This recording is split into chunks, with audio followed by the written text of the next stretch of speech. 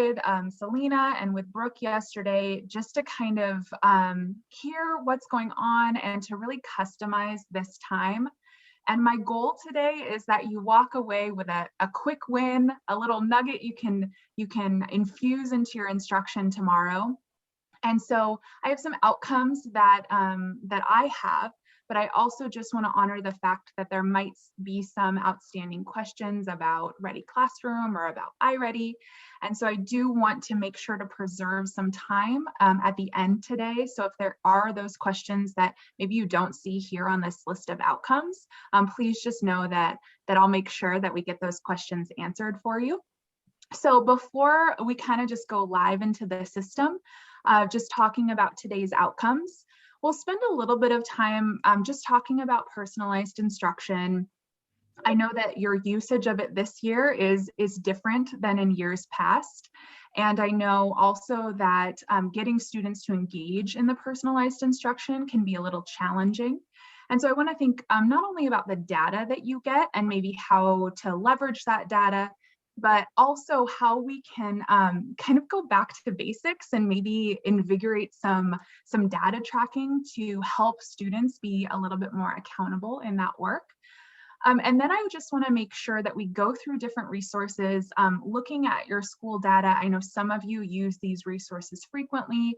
Maybe some of you are seeing a resource on this list and thinking, oh yeah, I forgot about that. So I just want to make sure to put those resources front and center in front of you again today.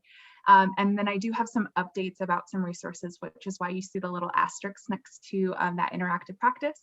And there might have been some resources that snuck in that you're not even aware about. So like I said, my hope today is that you leave with at least one little nugget that, that you feel like you can use tomorrow.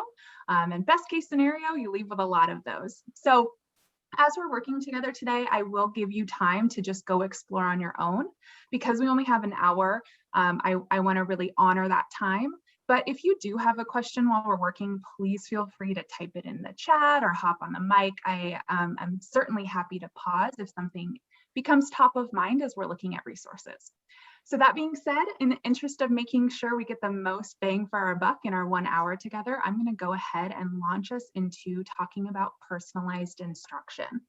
So I am going to pull up my demo account here.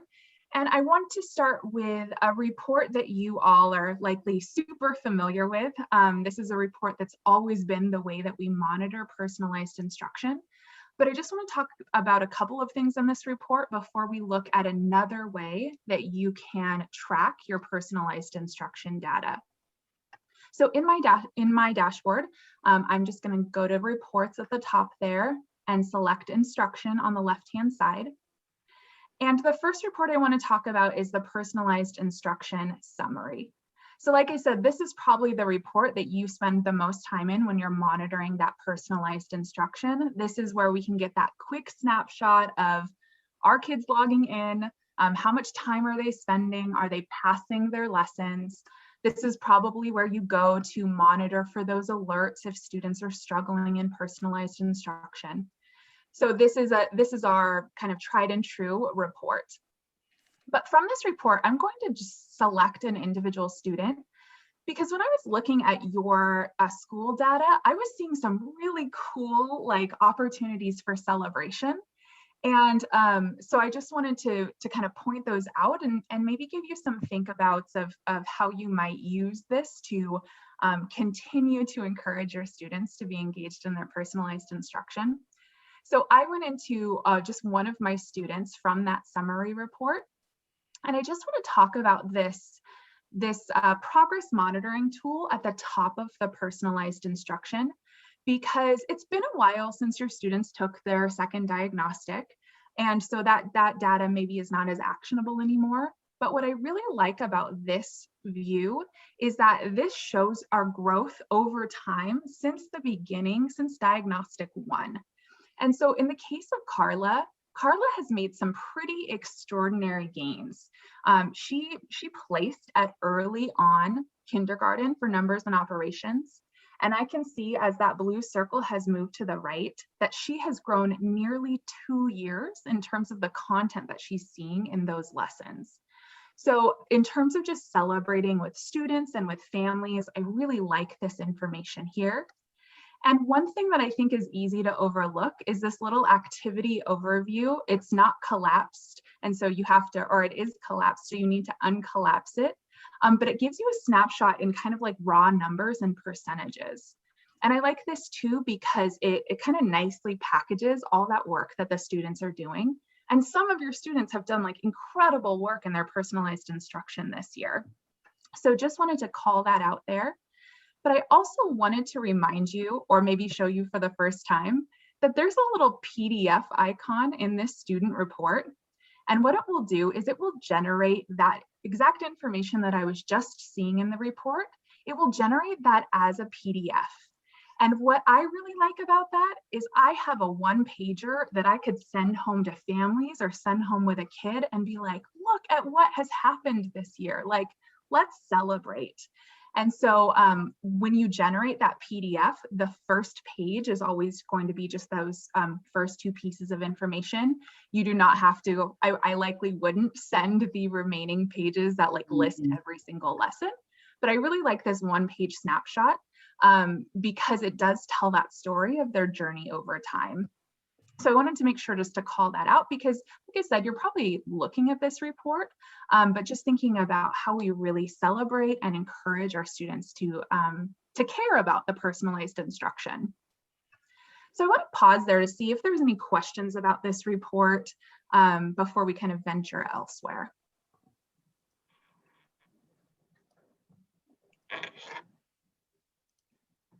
Okay, before I pop off this report, the other thing that I just want to draw attention to, particularly this year, because I know a lot of you are assigning lessons where, our instructional time is so limited that we really think about like, how do we leverage the personal, like the assigned lesson piece of it this year, probably more than you've ever thought about doing. A couple things that I just want to point out. In this bar here, the teacher assigned lessons are going to have no impact. So if, for instance here, if I were to assign Carla maybe an algebra lesson that was at late 3rd grade, it's not going to move her progress bar because this progress bar is really about their My Path. So if you have maybe been skewing a little bit more heavily to the teacher assigned lessons and you jump into a student report and you don't see that much growth, that's likely why. And so it might just help you reflect on, do I want to maybe have the kid do My Path a little bit more, or how does that balance? But you also can see what lessons are coming up for them. So iReady has already cultivated their My Pathway, right? They have all the lessons kind of queued up and ready to go. And you can see that here under upcoming lessons. So I've noticed on some of you are assigning your grade level lessons that kind of complement what you're teaching. If you have students who are already doing My Path lessons at that level, sometimes it's nice to just check this upcoming lessons queue just to make sure that we're not giving them competing lessons. So I'm not assigning them understanding hundreds, tens, and ones, and then in a week they're going to see it in their My Path. So I really like looking at the upcoming lessons, particularly for the students whose My Pathway is kind of at that on grade level already. So there's just a lot of information here to kind of dive into. So I wanted to make sure I called that out. But I'm going to leave this report because although I love this report, it gives a lot of really nice high level data. I can get a quick snapshot of like who's doing what. It's hard to see at the granular level. Like if I assigned a lesson, it's hard to see who's finished it. It's difficult to see who struggled with it. I would have to click kind of kid by kid in this report, and you don't have time for that. And so there's another report that was added into the iReady dashboard this year that helps us get to that granular like student and lesson level a lot more swiftly. So I'm going to go back up to the reports tab and instruction, just like I would to find the summary report. But I just want to point out this personalized instruction by lesson report. So when I go into this report, it's not as pretty. I don't get the data displays at the top, but it's going to tell me what lessons the kids are working on. And I can even look at student detail, and I can see every single student in my class, what lessons this week they've worked on, if they've passed it or not. And I can even just focus on the lessons iReady has assigned them or the lessons that I have assigned them. And so the lesson overview gives you that nice list of like just what's happening at the lesson level for my students. But if I go to that student detail, I'll get to see every student and what's happening kind of right now or for whatever date range that I select. I like this report too, because maybe I just want to focus on the lessons that aren't being passed. And so I can filter it just by the lessons not passed. Or like I said, I can filter just by who assigned this lesson, if it's iReady or if it's me. And so this can be a really actionable report for you to monitor the data. But if you're also thinking about how we can bring the students on board, maybe doing some whole class data tracking or individual data tracking, this helps you get to that information a lot more quickly. And so I just want to make sure that everyone feels comfortable in finding this report. And so I'm going to stop talking for a couple of minutes, and I'm going to give you time to get into your own data. And so if you were maybe intrigued by what I was showing on the summary report at the student level and you want to play around with that, you certainly can. If you haven't spent much time looking at this personalized instruction by lesson report, then I would encourage you to kind of look at that and think about how you might use that, how it might make your life a little easier to find the data. So let's take about 3 minutes and just have you get in there and look at your instructional data just to see if there's any questions before we venture into looking at some data tracking resources that we have. So I'm here. If you have questions, you can type those in the chat or hop on the mic, but we'll come back together in about 3 minutes. This is just time for you to get into those reports and kind of play around a little bit. I had a question for you real fast. Absolutely. So the report that you showed before this one, that was the summary, and you clicked on the individual student and it gave that really quick snapshot of how they were doing on the 4 domains. There was the line, that's perfect. That's actually what I wanted to see. Yeah. What do the dots mean exactly in between? So like if I'm trying to explain the growth to the parents, are the dots the last assessment that they took and then everything past that is how much they've grown? Or that was more so my question. Yes, that's a great question. Probably many of you have either seen it on my screen or stumbled upon this in your own data where we have those little dots. So those little dots are one of two things. Either that's an adjustment in their pathway because let's say in the instance of numbers and operations, the student took the second diagnostic and kind of jumped essentially. So if they placed a mid on grade level in numbers and operations, they didn't have to do those early lessons because their diagnostic placement moved them. Most of the time that's going to be the case. Sometimes, especially in these more like in the measurement and data and the geometry domains, sometimes there aren't lessons at that level. So in the case of geometry, there might not be mid on grade level lessons for K. So every once in a while, that's what you'll see. But yeah, often we'll see that growth because they made a jump from their diagnostic. And so they essentially got to kind of skip over those lessons. Okay, thank you. Great question. Thanks, Rebecca.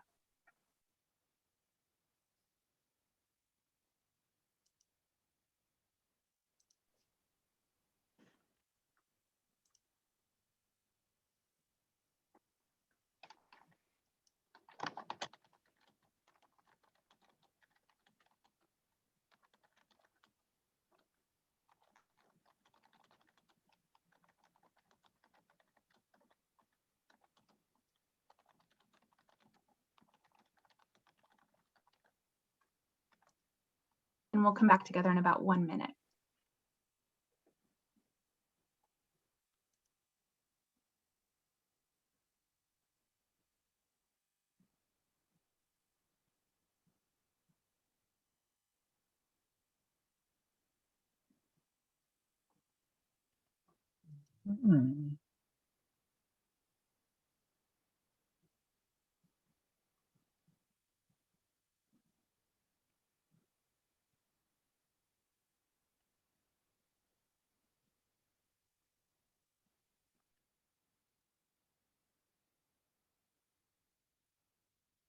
Note to self, unmute yourself before you start talking. I had a great question in the chat about looking at daily progress. And so one thing I'll encourage you to lean into when you're looking, when you have a very specific question you're trying to answer with your data, like for instance, what did the students do yesterday? The date ranges are always going to default you to current week, but you can always customize that. So if if Wednesdays are asynchronous day and that's really where I want to focus and see like who's doing work on Wednesday, then I can just customize that date range and I would just select that day. You can look at one day, you can look at a couple of days, but if you're really focusing on a specific day of the week, then using that date range option to customize, I think is probably the easiest way to get there. No problem, Rebecca. There's so many ways to look at data, sometimes it's easy to overlook. So great question. All right, any other questions about the personalized instruction data before we look at just some resources about engaging students in their data?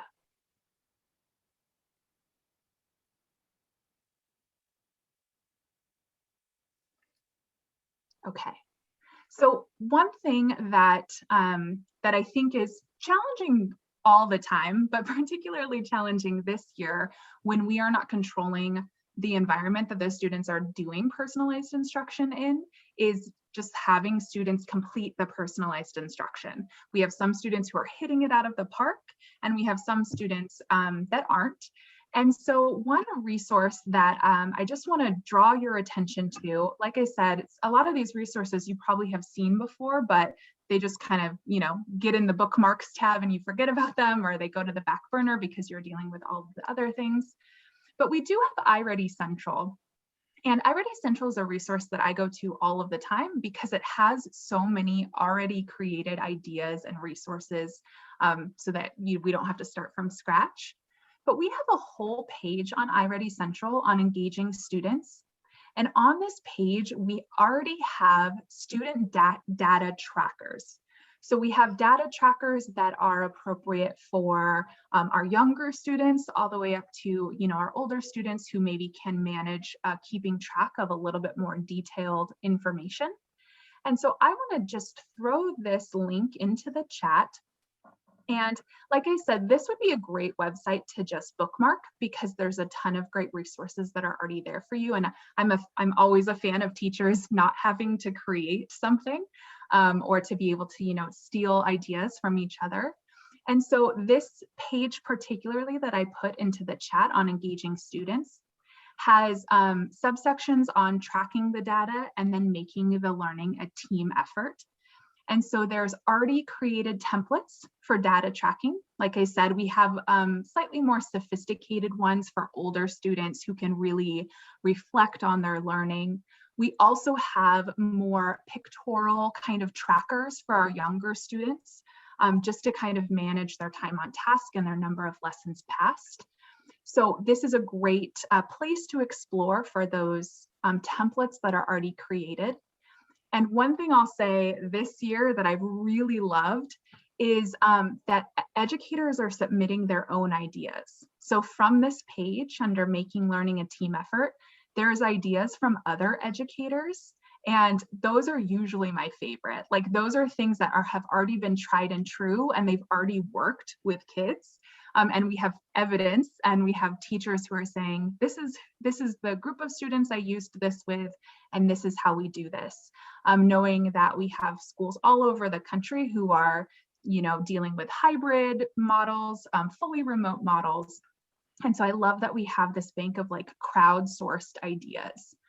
And so I would love to just give you a couple of minutes again to just kind of poke around on this site and maybe look at some already created templates or some ideas from other educators, and thinking about maybe what does that Thursday look like if we're trying to build accountability when the students are walking in the door on Thursday, like Do we get to put stickers on our classroom chart if I passed a lesson yesterday or something like that? And so I just want to give you a couple of minutes to kind of play around and look at those resources.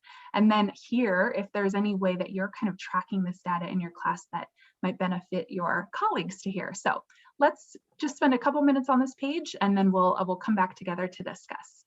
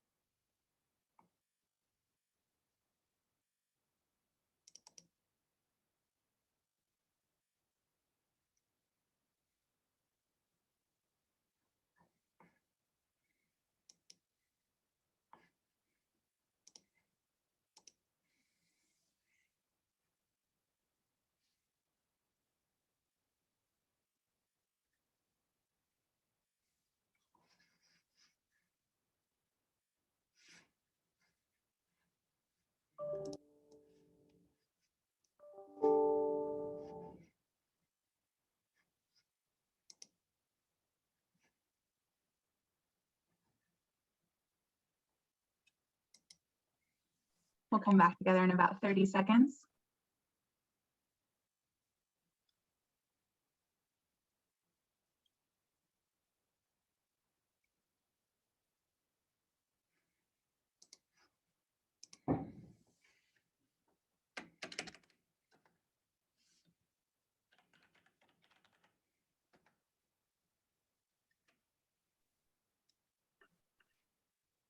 All right, in the chat, I saw a shout out to the team goals with seasonal themes for the younger students and goal gauges.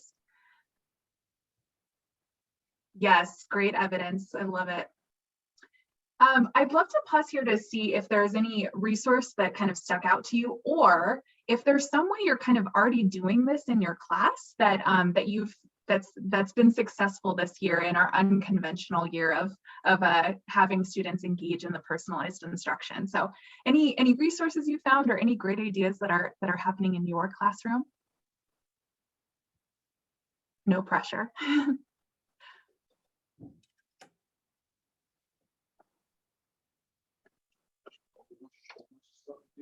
I really liked the progress tracker though for the week of, and it had both the math and the reading, and it had like the time on task and lessons passed. And then it was just really something they could color or write in. And it was something that they could just take home and then bring back like on Monday and go, okay, let's see, let's add it to. It was something very tangible, quick. And it's not something I have to recreate. So I loved that. I'm like, oh, okay, we're going to print this off and use this tomorrow. I love it.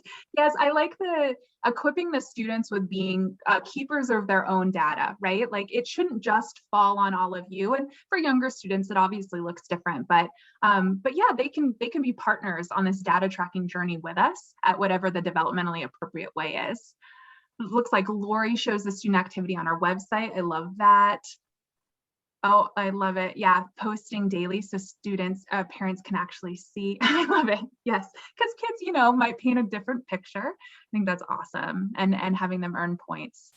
That's great, Lori. One thing I did want to show, just in case you're not, our kids are doing this away from our classrooms, and so sometimes, we forget what they see on their screen. But I do want to either remind you or let you know that the students have this real-time weekly data in their dashboard. So when the students are in their dashboard, they do have a little My Progress button at the bottom there. And so just thinking about Rebecca's idea of that sheet that they take home and that comes back with them, they don't have to be concerned like, oh, I finished that lesson and I forgot what I did or how long it took or what score I got or anything like that. the system is logging that for them. So they can go to that completed work and they can see how much time they've spent this week. They can see their pass rate cumulatively. They can see if they're on a streak. So those students who maybe are a little bit more competitive or need a little bit more push, maybe their goal can be around the number, their streak, like how many lessons in a row they're passing. So just know that this is there too, and they can look at, just that high level data like we see in the summary report, but it also keeps track of their lesson stats. So it'll keep track of what lesson they completed, what the title was, when they finished it, what their score was. So it can be a great two-way communication tool as well. If students are home and a parent wants a little bit more in-depth information, we can encourage them to go look at that My Progress section of their dashboard too. So there's a lot of ways that students can collect this data, along with the ways that you're collecting that data as well. All right, so before we venture off of personalized instruction and talking about the data on this, I just want to pause again to see if there's any questions.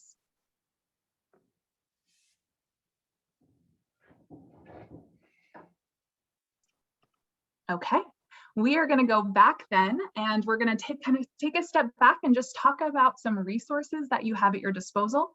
Like I said, it looks like some of you are just using these resources, and I'd love to hear what successes you've had. But I do just want to remind and maybe plant some ideas of some creative ways that you might use these resources. So I want to start with comprehension checks. And I want to remind you that every single assessment that lives in Ready Classroom has a digital counterpart called a comprehension check. So every lesson level quiz, every unit level assessment, we obviously have the paper pencil versions, but we do have digital versions as well, and those are the comprehension checks. So we had just been living in the reports tab. I'm going to venture over to the assess and teach tab because this is where I find all of my instructional resources. So under assess and teach, I'm going to start with assessment, and that's where I'll find comprehension checks. So like I said, these are aligned with your core instruction in math. They're aligned with your lesson levels or your unit level assessments. And so you can find those here.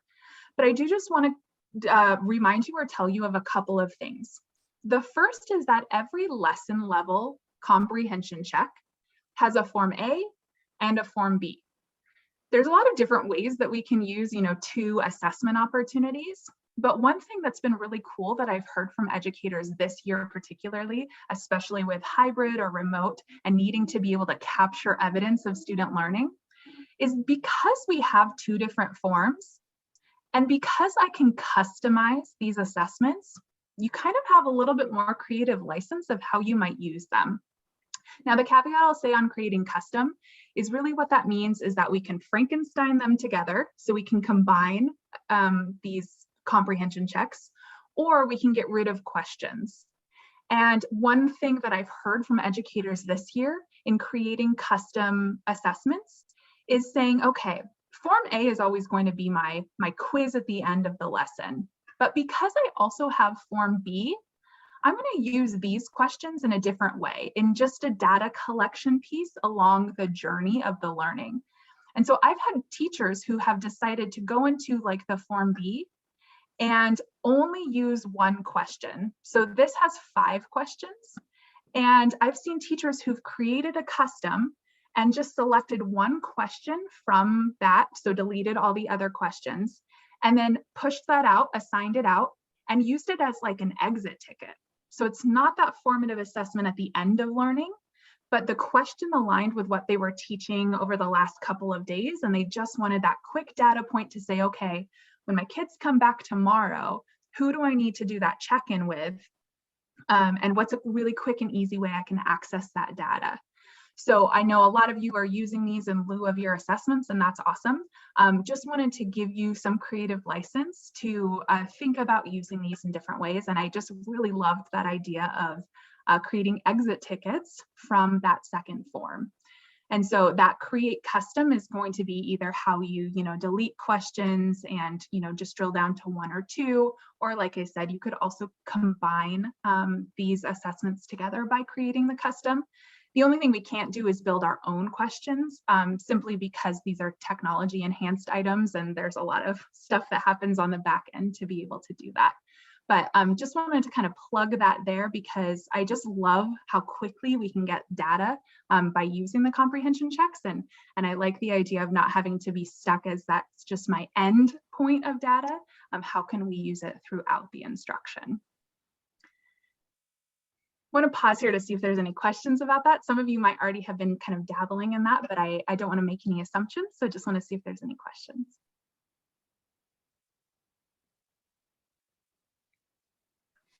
Awesome. So I'm going back to assess and teach because now I want to talk about interactive practice. This is another just great like resource to have in your back pocket. I know some of you are using these, some of you maybe not. And so I'm going to go to assess and teach and instruction. And this is where I can see that bank of personalized instruction lessons. So for those of you who've been assigning lessons, you know where this is. But the interactive practice, it's a different bank of resources. It's not the personalized instruction. And these also align with your core instruction in Ready Classroom. And I really love the interactive practice because it's a low stakes way for students to practice the skills that we're working on in our lesson, but it also provides them responsive feedback. And some of you may have noticed, maybe not, after our December update, we now get, as a teacher, we now get data, like how did the students do on the interactive practice as a score. Previously, before December, we only got data that said they completed it or not. So we didn't know how they were doing when they were completing those interactive practices. But now we can see that score. We likely wouldn't use that as an assessment data point, but it can definitely drive our instruction because we can see how students are doing at that independent level on the skills we're working on. What's really great about these as well is that they work for cyclical review. So maybe, you know, we're later in the year, but I would like to go back and revisit some of our learning from the beginning of the year, or maybe a prerequisite skill that's going to complement what we will be doing soon. And the big news that I have, oh, great question, Mr. Rome. Great news that I have. We are having a new update on April 25th, which is just in a week and a half or so. And after that update, you will be able to assign interactive practice off grade level. So currently, it is just tied to the grade level instruction that you provide right now. So if you're a second grade teacher teaching second grade Ready Classroom, you can only see second grade interactive practice and assign it. After April 25th, you will be able to assign from any grade level in Ready Classroom. So you could use that to do prerequisite skills from previous grade levels. You could use it as extension opportunities, you know, for students who need a little bit of extra push. So currently you can only assign your grade level, but as of the 25th in that update, you will be able to assign off grade level as well. I love that update because we know that, you know, sometimes our students need scaffolds in different ways or extensions in different ways. And this is just another bank of resources that you'll have at your disposal. One thing too, that I just like to point out, and this is true about anything in iReady that you assign, but remember that if it's blue in iReady, you can click it. So you can always preview these before you send them out. You can take a look and just make sure it kind of aligns with what you want the students to be doing. You can also just check that estimated total runtime. So about how long should it take my students, so that you can communicate that to them or to the families at home. But this is just a really nice alternative to the personalized instruction because it ties directly to the content in Ready Classroom. Are there any questions about interactive practice?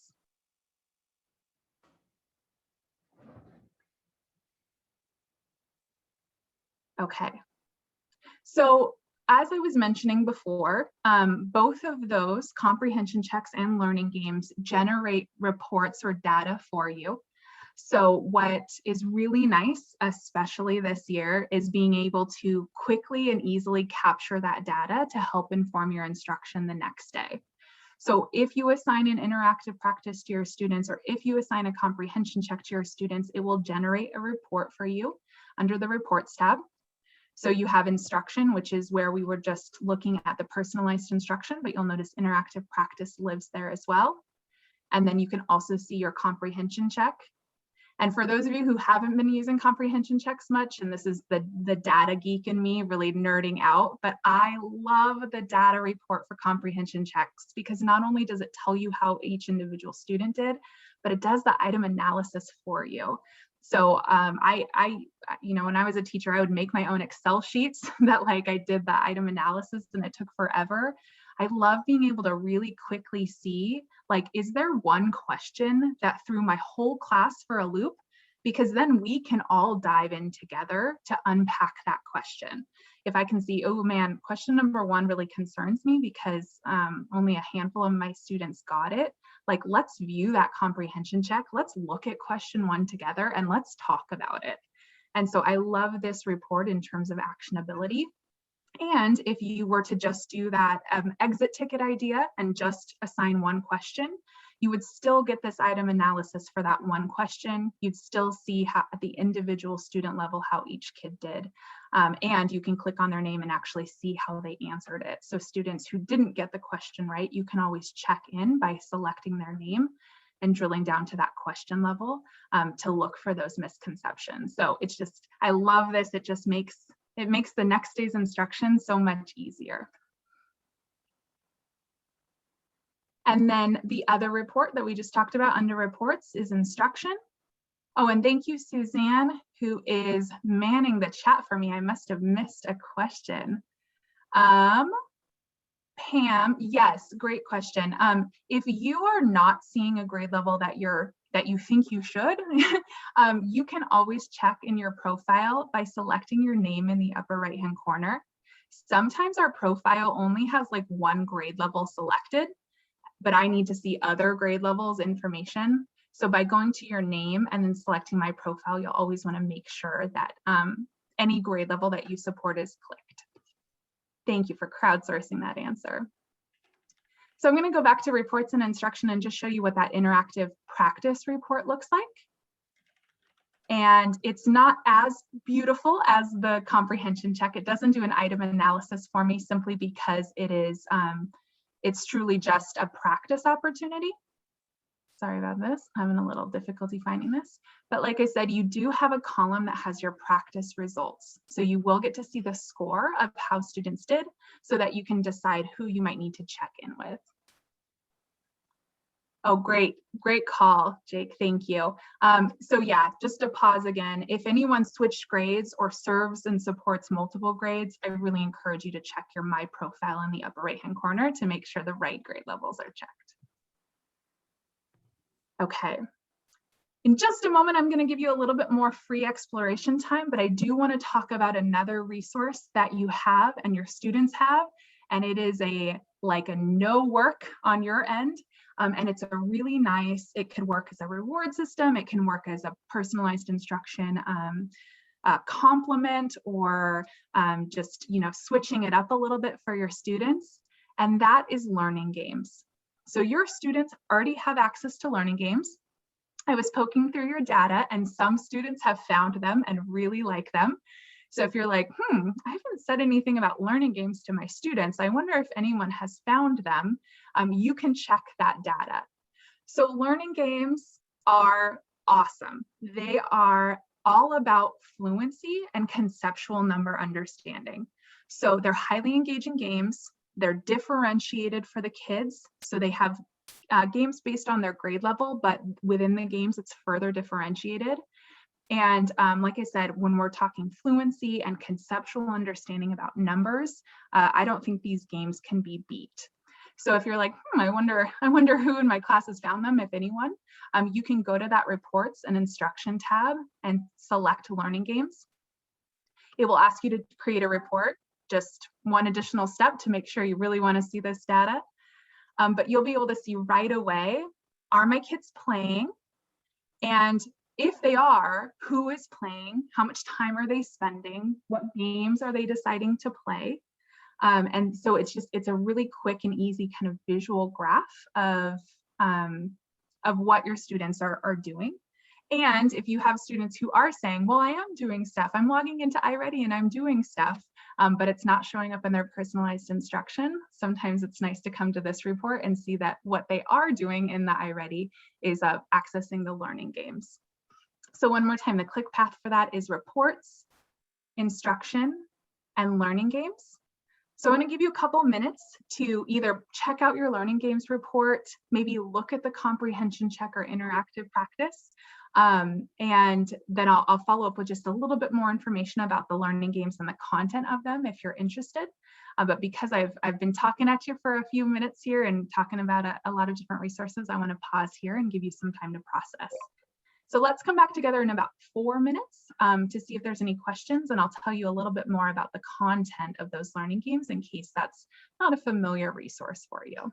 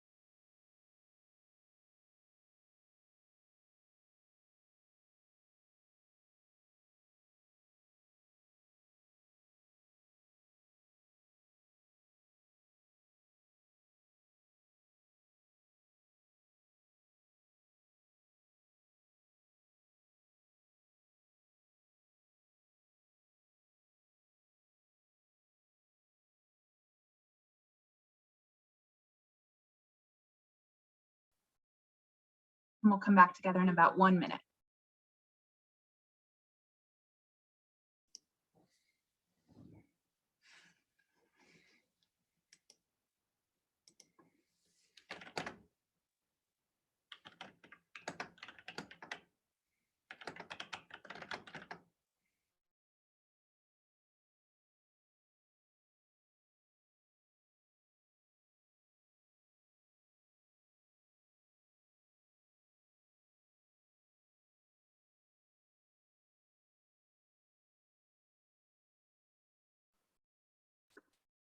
All right. I'm going to bring us back together here to see if there's questions. Jake found pizza game. Yes. You might have also stumbled upon, like Jake did, the fact that you can play these games from the Learning Games report. So you don't have to kind of guess what's happening in the games based on the little icons that you see in this report. It actually gives you the option of playing the games in the upper left-hand corner. I will admit that I have spent probably too much time as an adult previewing these games for students because they're actually really engaging. I love them too because of the fact that there's not a huge language lift of the games. They're very visual. And so when we're thinking about what really makes fluency and conceptual understanding, anchoring on those visuals and things is just so nice. So if you're intrigued by the games or maybe just need a brain break yourself, I would encourage you to play those. But I also just want to let you know that there's a whole page on that iReady Central about these learning games, but particularly what I like on this page, of course, when I zoom in, it doesn't zoom in. I need to actually click it. it kind of shows you the correlations of the games, like what they're practicing and what grade levels they really they hit with. So it's just kind of nice to have just as a, you know, in your own knowledge of these games. The nice thing though too, I'll say again, and I said it before, is that you don't have to do anything. You don't need to assign these to kids. You don't even have to tell them what game to play. I mean, this truly can be a choose your own adventure for the students. But you can use them strategically to work on specific skills. And so it really gives you some just flexibility in how and where these can live in your classroom. But if this is something that you're interested in thinking more about, I would encourage you to grab that link from the chat on the iReady Central page just on learning games, because it has a lot more information, especially if maybe some of your kids have found it, but you hadn't encouraged them to do that. So there are a couple more resources that I want to make sure to put in front of you before we wrap up our time together today. But I want to pause and see, are there any questions about learning games, interactive practice, or comprehension checks?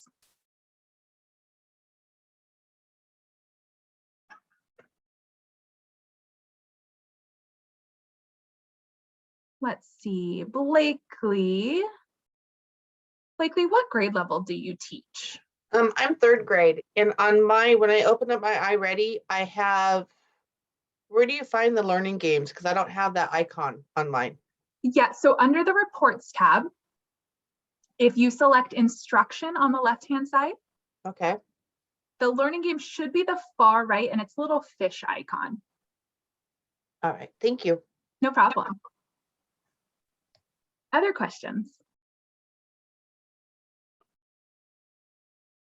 All right, and let me just show you where this lives for your students. So if your students have found this and you weren't sure that, or you didn't know that they had, I just want to point out that this lives as that same little fish icon at the bottom of their iReady dashboard. So that's how they stumbled upon it. If you didn't direct them there, is that they saw that little fish icon. So it's there for our primary students, see it here.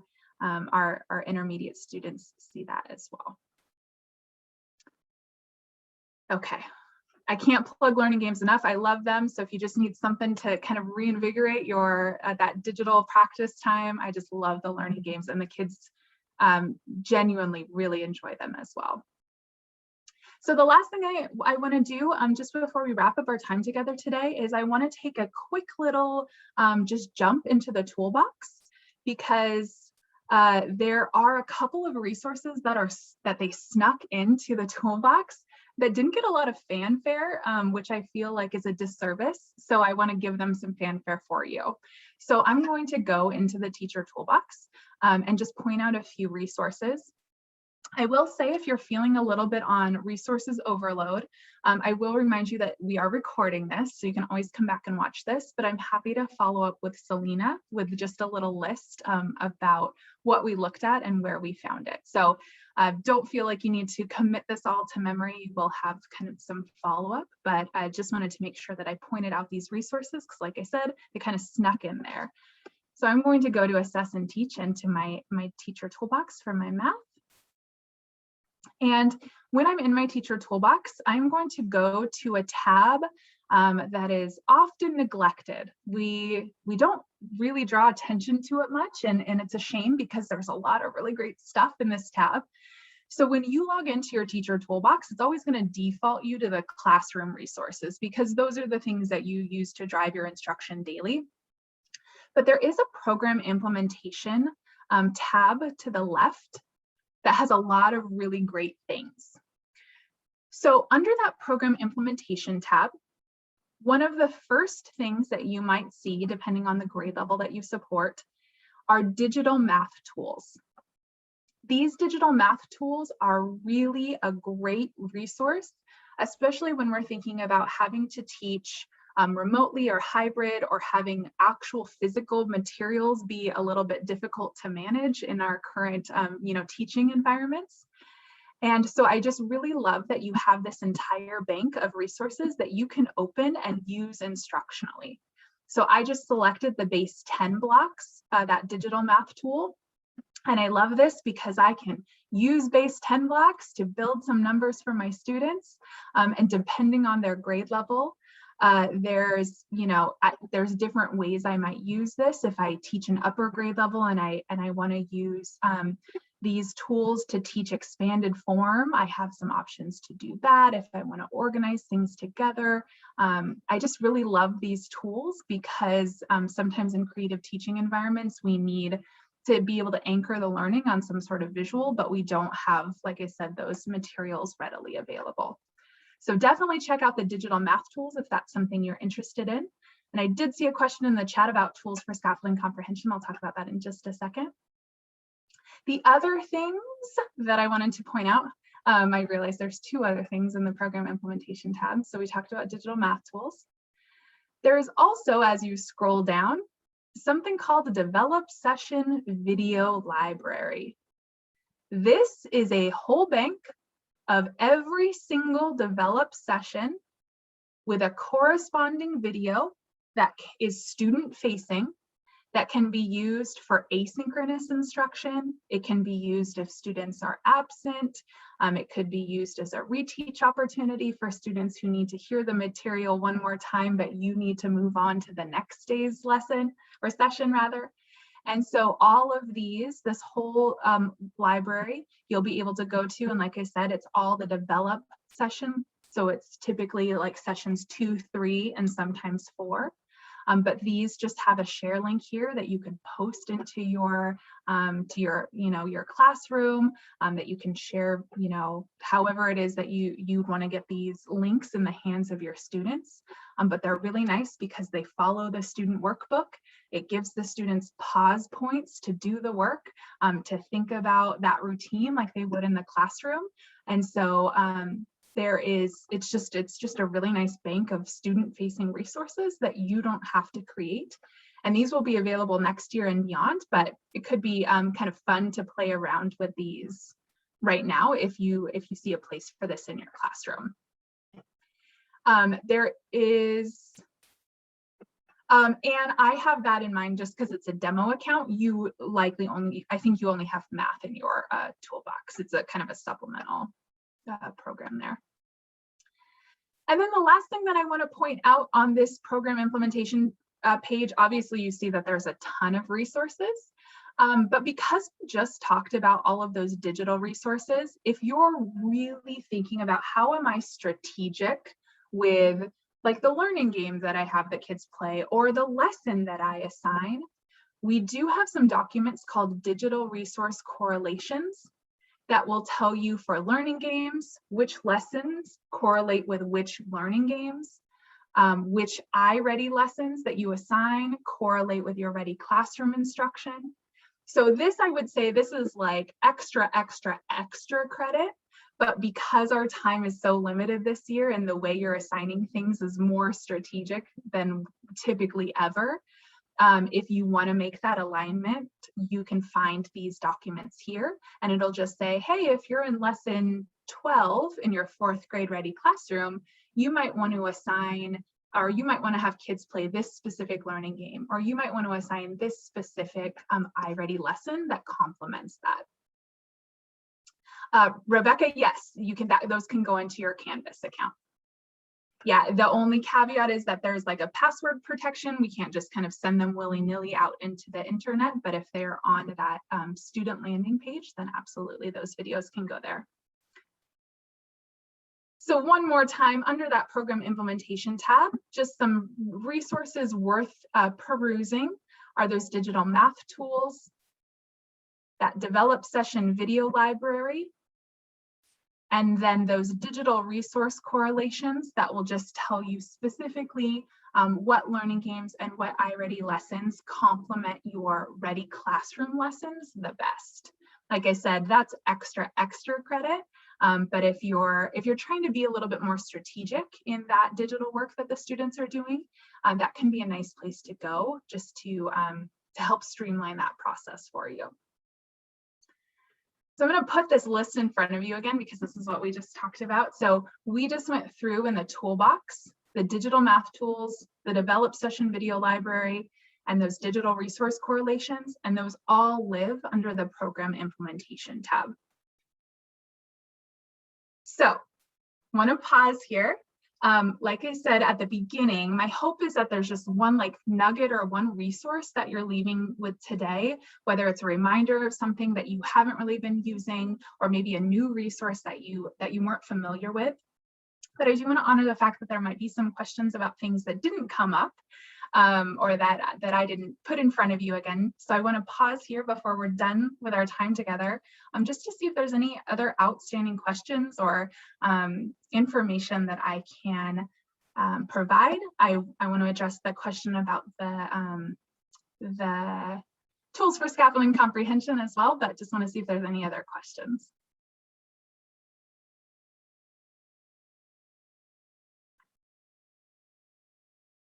All right, so before that we're done for the day, I want to address, Roberta just asked a great question in the chat about the tools for scaffolding comprehension. Some of you might have stumbled upon them because we were clicking on the Assess and Teach. Tools for Scaffolding Comprehension was a new resource that was integrated into iReady this year. They are for grades 3 and up, technically, but they're actually designed to scaffold comprehension for students who are 1 or 2 grade levels below. What that means is if I'm a 3rd grade student, but my diagnostic results show that like I have I'm at a 1st grade for comprehension, then these are designed for you as a 3rd grade teacher to be able to go and provide some scaffolded comprehension work. That being said, if you're a teacher of grades K through 2, I would highly encourage you to take a look at that bank of resources, starting with grade 3, because they are scaffolded down, especially for our on grade level readers in primary grades. There's some really great resources there. So even though they tell you that it's for grades 3 and up, I say definitely like explore, because there's really great reading passages and graphic organizers and things like that under that tools for scaffolding comprehension. So don't let them tell you no, definitely explore those.